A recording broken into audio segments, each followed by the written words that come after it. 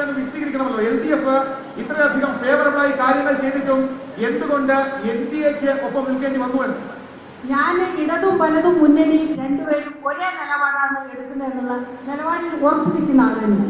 അതിന് വ്യത്യസ്തമായിട്ട് നിലപാടാണ് നടത്തുന്നത്. അതായത് 1960 ഭൂപരിഷ്കരണ നിയമം കൊണ്ടുവന്ന സമയത്ത് കേരളത്തിലെ ആദിവാസികളെയും ഇവിടുത്തെ ദളിത് കുടുംബങ്ങളെയും ചേരികളിലേക്കും റോഡ് തോടും പുറപ്പോക്കളിലേക്കും 4 സെന്റ് 5 സെന്റ് കോളനി സൃഷ്ടിച്ചത് 1960 ഭൂപരിഷ്കരണ നിയമത്തിലൂടെയാണ്.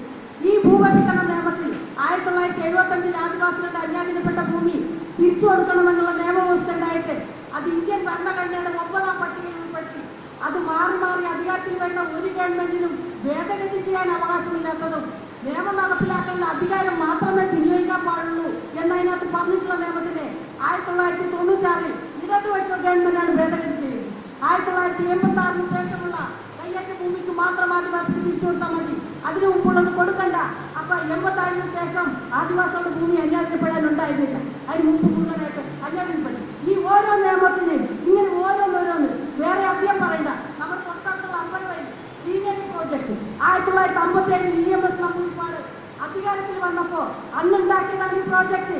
ആ പ്രോജക്റ്റിൽ വ്യവസ്ഥ അറിയോ? 5 വർഷം ഓരോ ആദിവാസി കുടുംബത്തിനെയും അവിടെ കുടിയിരുത്തി തൊഴിലേൽപ്പിക്കണം.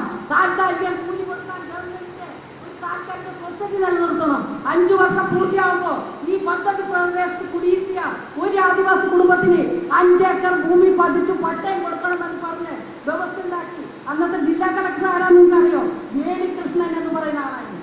അയാളുടെ നേതൃത്വത്തിൽ ഉണ്ടാക്കി മാറി മാറി അധികാരത്തിൽ വന്ന ഇടതുപക്ഷവും വലതുപക്ഷവും ഈ നിയമം നടപ്പിലാക്കി ആദിവാസികൾക്ക് ഭൂമി കൊടുക്കില്ല. നട്ടലും ആർക്കും ആണത്വം കാണിച്ചിട്ടില്ല. അതുകൊണ്ടാണ് NDAയുടെ ഘടകകക്ഷിയായിട്ട് വരുന്നത്.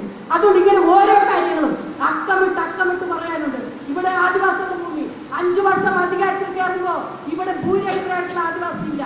അധികാരത്തിൽ താഴെ വരുമ്പോ മുഴുവൻ ആദിവാസികളും ഭൂരഹിതൻ. എന്നിട്ട് ഭൂമിയിൽ കയറുക, പായും തലാടിയും ഒക്കെ ജീപ്പിൽ കയറ്റിക്കൊണ്ട് പോവുക, സമരം ചെയ്യിപ്പിക്കുക, തിരിച്ചു കൊണ്ടുവരിക. ഈ നാടകഘട്ട ഇടപാടുണ്ട്. ഇത് രാഷ്ട്രീയ പാർട്ടികൾ ഇതോടുകൂടി അവസാനിക്കുക. ഈ ആളുകളെ എക്കാലം ഇങ്ങനെ ചൂഷണം ചെയ്ത് നിങ്ങൾക്ക് തിന്നു തീർക്കാൻ വേണ്ടി വിട്ടുന്നില്ലാതെ ഞങ്ങൾ പറയുന്നത്.